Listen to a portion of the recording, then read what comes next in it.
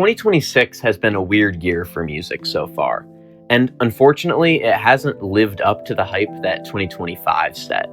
At the time I'm writing this script, it's June 17th, 2025, and while I love a lot of the music that has come out in the last 6 months, I can't help but feel like the first half of the year had so much more to offer last year.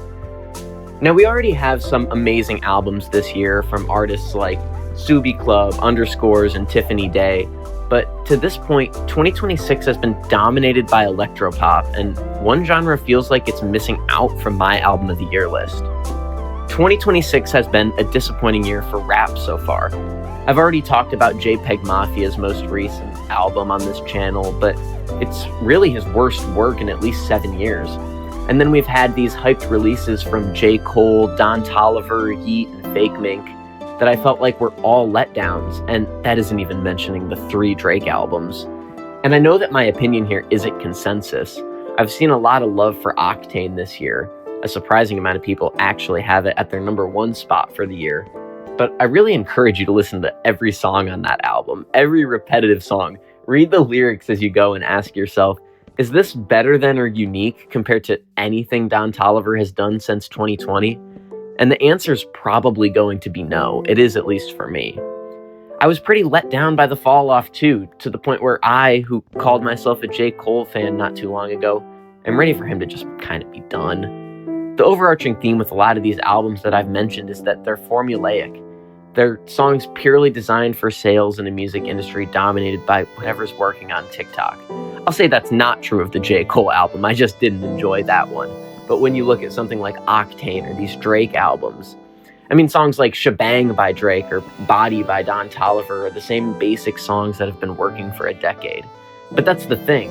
The mainstream isn't known for being super exciting in the first place, and that's why so many of us gravitate toward artists below the mainstream. But at this point in 2025, we had albums from Saba and No ID, McKinley Dixon, Little Sims, Gais Guevara, and Mike that were all excellent records.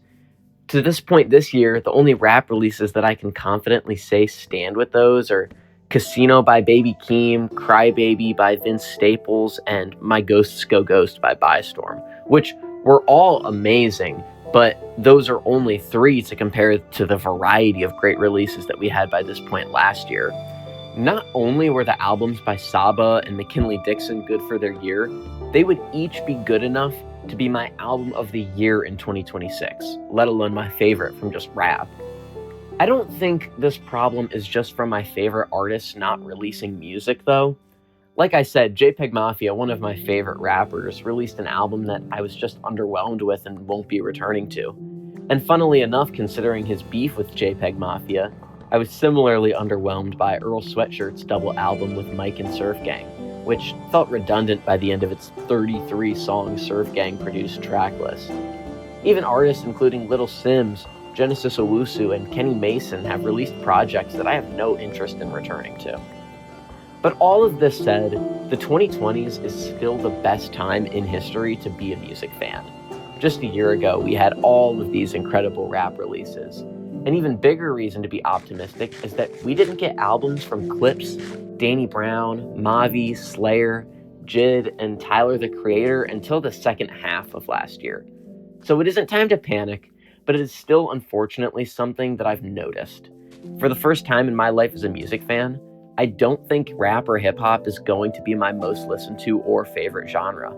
But hey, a few solid surprise album announcements and that could change in an instant. Let me know if you shared my disappointment with this current rap landscape, and if you disagree, please put me onto the projects you've enjoyed so far this year. If you've made it to this point in the video, thanks for sticking around, and if you like the content, don't forget to like and subscribe to stay in the loop with my future work.